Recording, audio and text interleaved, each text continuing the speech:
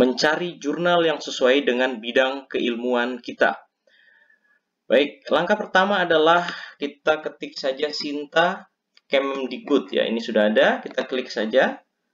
Kemudian akan muncul ini websitenya, maka kita klik di sini. Kemudian muncullah tampilan seperti ini.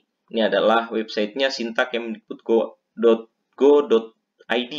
Kemudian kita cari source, kita cari jurnal. Jadi kita fokus di situ ya, jurnal. Nah, setelah itu di sini ada search.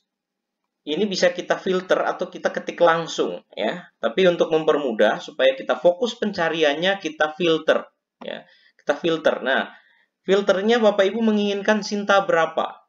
Ya, kalau kita klik Sinta 3, maka yang muncul adalah semuanya adalah Sinta 3 ya. Kalau misalnya kita ingin adalah Sinta 2, maka kita klik Sinta 2, kemudian bidangnya apa? Apakah religion, education, ekonomi, dan sebagainya. Nah, misalnya Sinta 2 kita cari education. Maka kita klik yang Sinta 2 kemudian klik education. Maka misalnya ini bidangnya ya, bidangnya. Oke.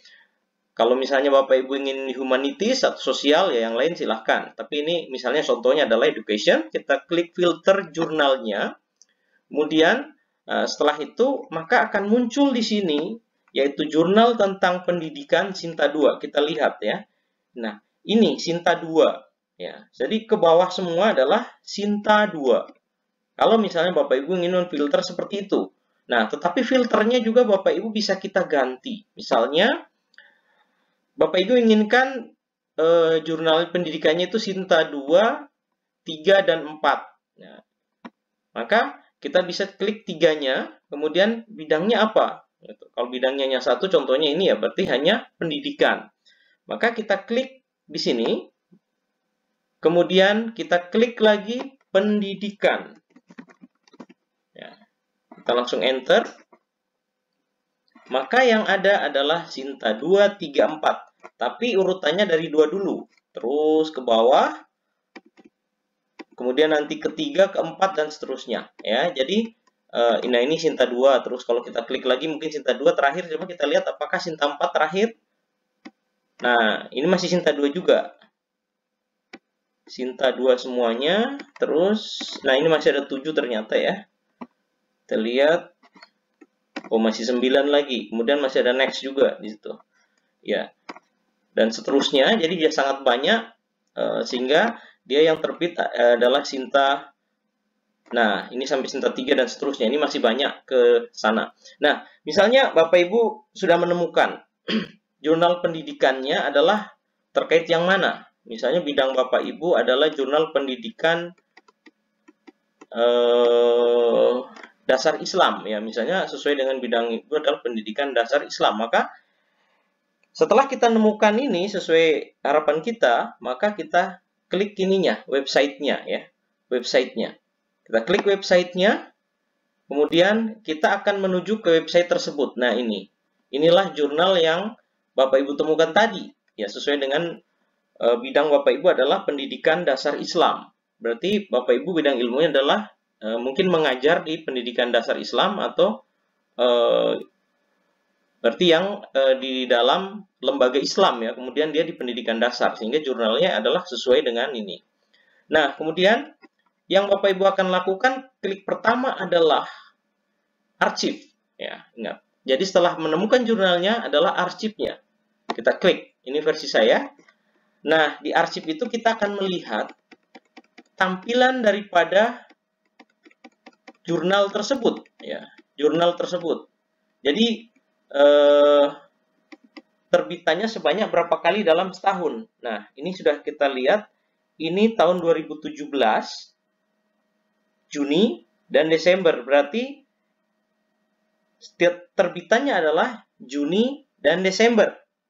Ya, kita lihat lagi yang 2018, Juni dan Desember, 2019 Juni dan Desember, 2020, 2021, nah ini Juni, berarti 1 tahun 2 kali terbit, ya, 1 tahun 2 kali terbit karena terlihat di arsip itu. Berarti ini sudah terbit bulan Juni barusan, kemudian 2022 berarti akan terbit 1 kali pada bulan Desember, ya. Oke, nah setelah kita tahu bahwa, oh iya, kita masih punya peluang untuk bulan Desember untuk terbit, berarti kita bisa gunakan ini misalnya. Atau Bapak Ibu misalnya, saya ingin yang, karena sekarang sudah bulan Juli, saya ingin yang terbitnya 2 kali dalam 4 kali dalam 1 tahun, sehingga setelah Juni mungkin ada bulan apa lagi masih ada 2 kesempatan 2 kali terbit di tahun ini, maka silahkan cari jurnal yang lain yang masih sesuai. Ya, tapi kalau memang Bapak Ibu sudah yakin dan ingin terbitnya nanti paling tidak Desember sudah terbit, maka Bapak Ibu gunakan jurnal ini kalau ini sudah sesuai dengan bidang Bapak Ibu. Nah, hal lain yang Bapak Ibu harus perhatikan adalah scope atau bidang kajiannya itu apa. Apakah walaupun judulnya misalnya ini, apakah sudah sesuai dengan artikel yang Bapak Ibu akan publish kepada jurnal tersebut. Nah, di sini ada Bapak Ibu, cari focus and scope. Coba kita klik di sini, apa penjelasannya. Nah, di sini ada penjelasan. Ini adalah pendidikan dasar, focus on critical study primary education. Nah, berarti kan primary education. Ya, jadi pendidikan dasar kan. Ya, pendidikan dasar berarti mungkin SD ya, SD SMP. Berarti artinya jurnal ini ya. Nah, di sini ada ditulis lagi scope and include ini. Jadi intinya sudah Bapak Ibu pahami, primary education. Berarti bukan menyangkut tentang selain primary ya. Berarti misalnya SMA, perguruan tinggi itu sudah nggak masuk. Jadi kalau misalnya penelitian Bapak Ibu di perguruan tinggi, maka kemungkinan tidak masuk ya. Berarti tentang education. Kalau bukan tentang penelitian pendidikan bidang Bapak Ibu, maka tidak akan masuk juga. Nanti akan ditolak karena beda skopnya ya atau fokusnya. Nah, di sini ada lebih spesifik ya. Di sini ada learning. Jadi berarti pembelajaran ya. Pembelajaran di mana? Tadi di pendidikan dasar ya. Itu perlu ingat. Nah, ini SDMI. Ini lebih spesifik kan? Nah, berarti SMP nggak masuk dengan SMA. Jadi Bapak Ibu kalau penelitiannya SMP SMA berarti ini jurnal ini nggak masuk ya. Oke. Artikel Bapak Ibu tidak akan diterima di jurnal ini kemungkinannya karena memang fokusnya di SD atau MI. Nah, di sini ada learning ya, terserah ini ada beberapa ini civic, English, Indonesian, PAI, art dan lain-lain. Kemudian ada media in education viewer tool in learning in MI or SD ya. Kemudian learning strategi ya. Jadi ini skop yang lebih khusus, berarti Bapak Ibu harus jurnalnya atau penelitiannya di sekolah dasar atau MI, dan inilah bidang-bidang yang Bapak Ibu harus sesuai dengan bidang yang ini. Apakah mungkin berarti tentang pembelajaran, atau penggunaan media, atau strategi pembelajaran. Ya, jadi ini bisa masuk ya. Nah, di sini ada peer review proses, jadi prosesnya seperti apa dan seterusnya.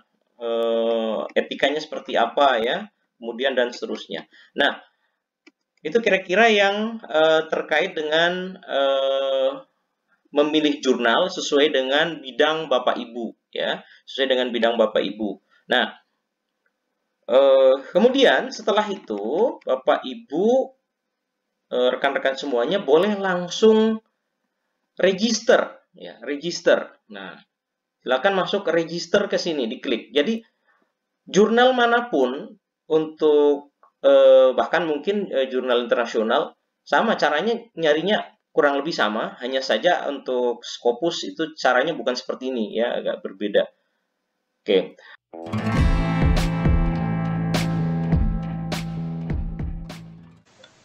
Nah, pada kesempatan kali ini jurnal yang akan saya tuju adalah jurnal edukasi Islami dari Sekolah Tinggi Agama Islam Al-Hidayah Bogor. Nah, kita harus mendownload template yang mereka sediakan. Templatenya ada di sini. Kita download templatenya. Kemudian kita unduh. Jika sudah, kita buka.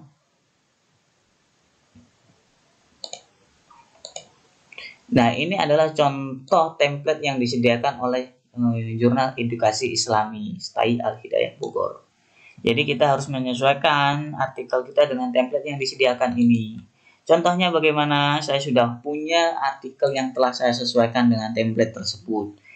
Nah, ini adalah artikel kami yang akan saya submit ke Jurnal Edukasi Islami. Dan ini sudah saya sesuaikan dengan template STAI Al-Hidayah Bogor ini.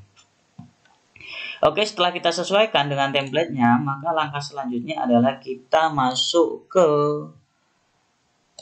edukasi Islami, kita mendaftar akun terlebih dahulu. Dan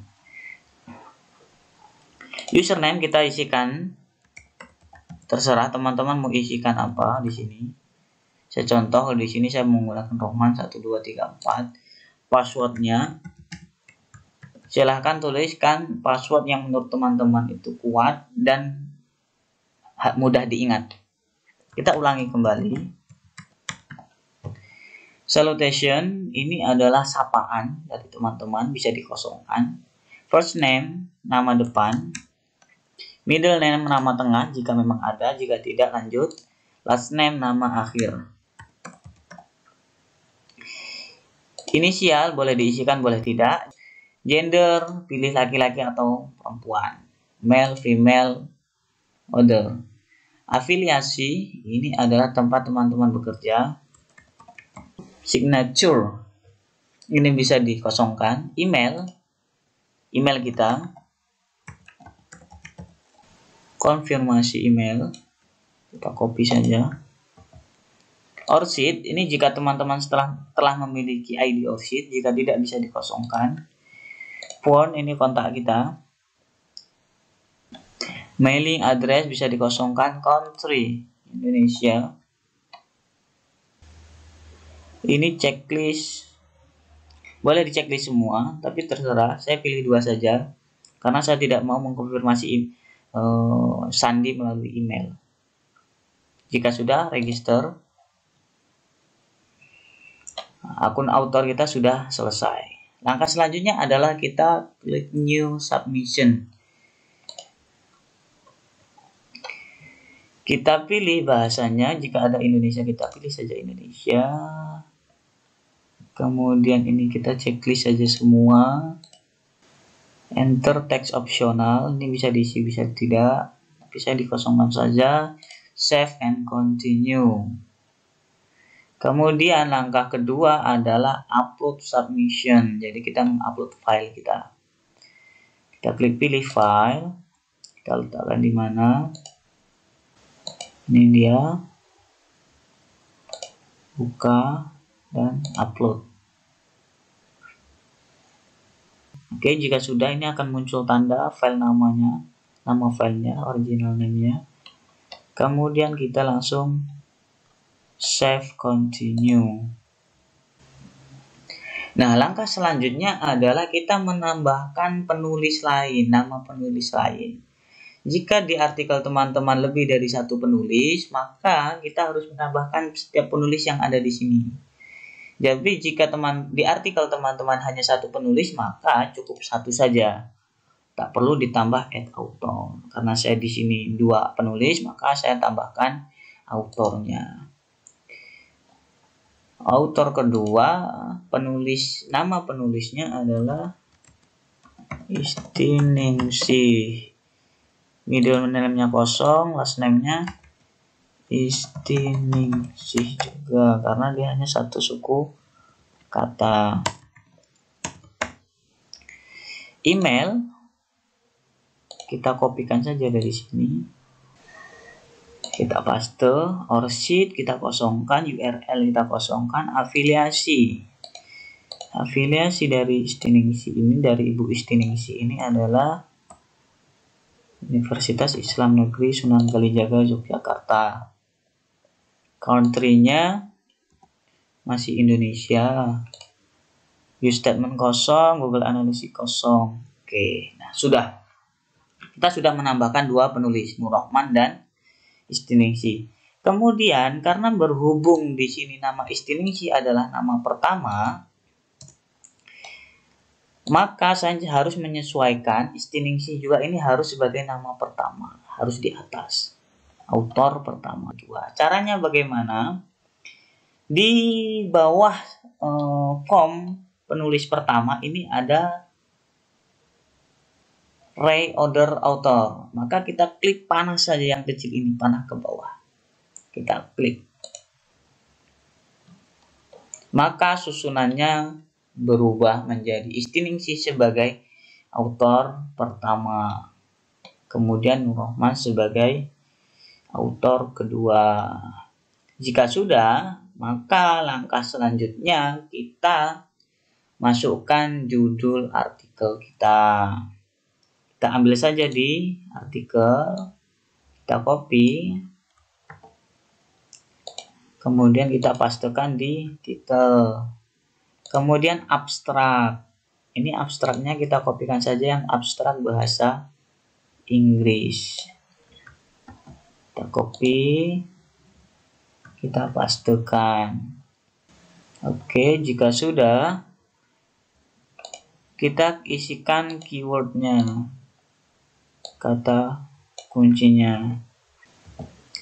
Language Indonesia ID. Kemudian contributor and supporting agency. Ini jika teman-teman memilikinya, jika tidak, kosongkan. Kemudian open air, ini kita kosongkan juga. Kemudian referensi. Kita masukkan juga referensi yang kita gunakan. Kita kopikan semua. Kita copy, kita paste di reference. Jika sudah, save and continue. Tahap keempat, uploading supplementary file. Jika teman-teman memiliki supplementary ini maksudnya apa? Supplementary ini adalah file penunjang dari penelitian teman-teman. Jika dalam penelitian itu terdapat data, misalkan data observasi, data wawancara, ataupun bukti originalitas artikel teman-teman, bukti cek plagiarisme dengan Turnitin, ini bisa dilampirkan di sini. Tetapi supplementary file ini bersifat kondisional, tergantung jurnal masing-masing. Ada yang memang jurnal mengharuskan mencantumkan supplementary file, tapi ada juga yang tidak. Nah, di sini kita nextkan saja supplementary filenya, tadi tidak kita isikan. Kita save and continue. Oke, masuk ke tahap kelima, konfirmasi pengajuan. Jadi kita cek kembali, ini nama judul kita, super file, file ukuran, update-nya tanggal hari ini. Kemudian jika memang ini sudah fix, kita finish submission. Oke, active submission complete. Maka proses submit ini sudah selesai. Kita klik ke active submission. Nah, kita akan dibawa ke laman active submission. Di laman inilah yang akan menjelaskan status perjalanan artikel kita. Jadi, misalkan teman-teman ada tugas dari kampus untuk mensubmit artikel dan diminta untuk bukti submitnya, inilah dia. Jadi, teman-teman bisa men-screenshot layar ini, tampilan ini, dan bisa dikirimkan sebagai tugas mata kuliah di kampus masing-masing. Nah, di laman ini pula kita bisa mengetahui status artikel kita. Jadi, di sini tertulis status artikel yang baru saya submit adalah waiting assignment. Jadi di sini masih menunggu artikel kita untuk dibuka dan dibaca oleh tim editor ataupun tim reviewer dari jurnal edukasi Islam ini. Jadi teman-teman bisa mengecek secara berkala status artikel teman-teman. Jika artikel teman-teman telah dibaca oleh tim editor atau tim reviewer dari jurnal, maka di status ini akan berubah menjadi in review atau dalam proses review. Jadi itu sudah dibaca oleh mereka. Tapi jika belum, maka masih waiting assignment.